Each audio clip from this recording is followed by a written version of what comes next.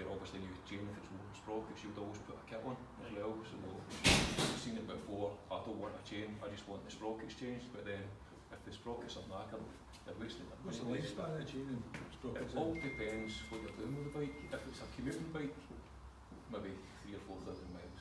But again as well, you really want to obviously maintain it at least maybe once or twice a week. So you get obviously.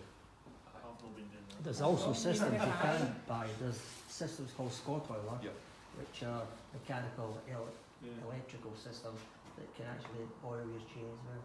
It's got to be tanking it with oil. So it's a good thing as well. And they actually, they reckon that they'll double the life of the chain. You know?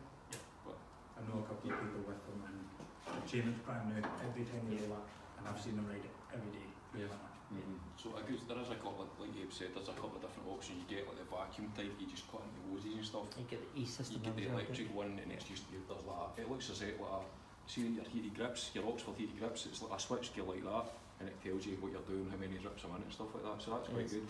Clever stuff. But there's like another one you can get, this is maybe like a cheaper option, it's like maybe like a can that size, and you just buy like a bottle of Scott Oiler, and it's a gravity fed one, so that's still good as well, and there's a few boys I've seen on them as well, so they seem to be quite popular as well now.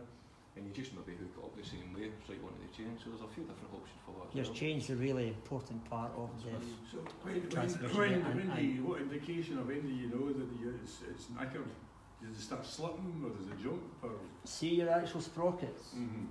I've seen your sprocket start to hook. Just go over the top. The actual teeth start to hook. I've actually seen a bike with hardly any teeth on it again. I'm like, wow, you've got your money out. Well, think of that. So basically, to check your chain, you really want to be checking the sprockets. Absolutely. Is that what you're saying? Yeah. Or plus the fact the chain, Craig will show you here. So we've actually got one here, there's a guy in just now, he's actually been making it too tight the chain. Right. See like I was talking to you about the trail bike earlier on, there was no movement at all, so he's actually, see this one if you have a look at it, there should be wee grooves for this, for that to sit on the shaft, but that just spins. For the spline, yeah. So the spline, the actual grooves are obviously worn off it. Alright. So he's had the chain, so he's obviously been doing this for quite a while. So you can actually see where they should be, and there's absolutely nothing left. So he initially thought he had a crutch problem, but because we could get it running and we could get the gear selected, it was just a hell of a racket coming off it. So we actually took the sprocket. So it was actually just spinning on the shaft, so we were getting nowhere. So you can see how bad it is. What's your kind of indications on your teeth? Like, do they become thin and you were saying the hook? So do they almost start leaning? Yes, you can actually see that one, see like the leading edge. It will start obviously going that way through time because that's the side, it's the chains obviously. So they almost go like kind of wave opposed to a sharp so say for it, now that's basically sitting like that now. If it's really worn, it will end up like that. One side, you can actually see it. But you'll hear it when you sort of spin your back wheel, like so, like that. That is as smooth as anywhere at all, any hook in the sprocket, you'll actually hear it. Is it like a clicking thing? Yeah. A good wee check as well is, see obviously if your chain's come to the end of its life, you can actually pull the chain off the come back as well, won't it? So that's good, a good wee telltale as well. A lot of modern bikes have actually got like, indicators on it as well. See this one's still got them because it is new. See like the marks on it, the markings at the side here. So that's quite good. I always go with like 9 times out of 10 the markings and they're good, they're pretty good. But I prefer measure on the bike to the actual see the distance. So I normally go from the middle of this. I normally go from the centre of the spindle to the back edge. Just to double check. So you want to make sure the alignment as well. So see if you are doing your chain yourself, I normally, like I said, measure from there to the back edge, then it is obviously true.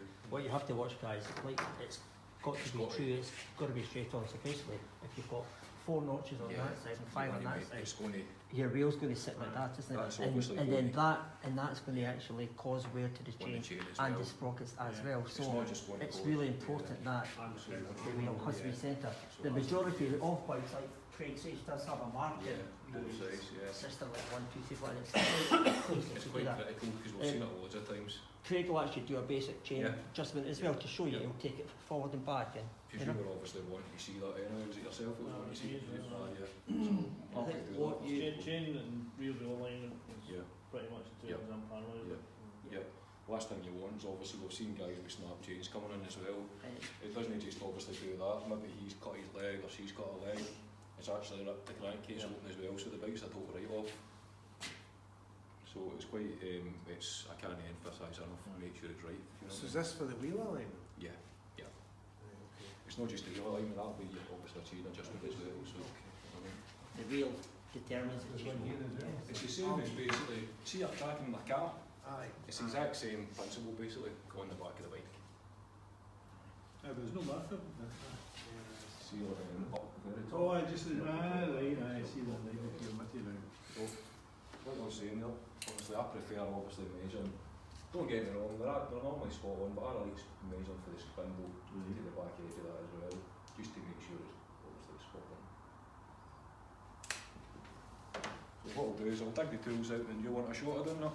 Or I can obviously demonstrate it first. Yeah. That'd be ideal. I'll let them go for that. Okay, I'll do that now. Does anyone have a bike with a single-sided swing arm? Yeah, I do. Right, you don't need to worry about wheel alignment, the axle just because it's So it's Yeah. it'll always be set. Yeah, that's on our centrifugal, isn't it? Yeah.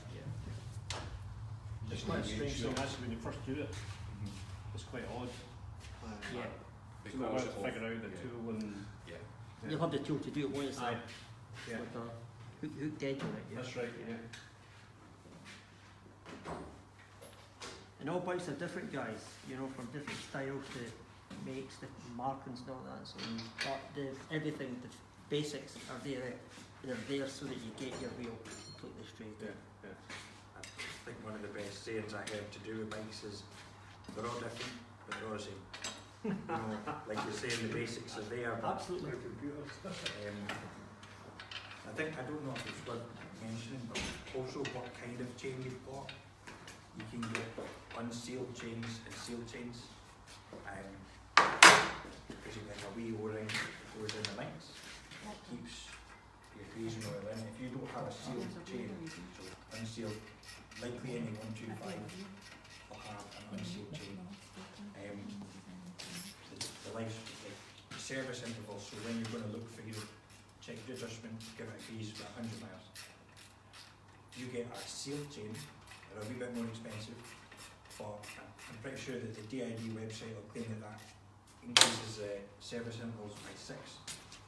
So you're looking at 600 miles before you would do it before, but push 600 miles before you have a check and grease it again. I think it's important to know that. I'll always take a sealed chain over an unsealed one. Is there any way to actually tell from looking at it, or is it just you need to know if it is a ring? I've always just bought a sealed chain. No, it's just like, say I'm thinking, I've got a 2003 model bike, I don't really know the service history, so I don't know what actually was on it.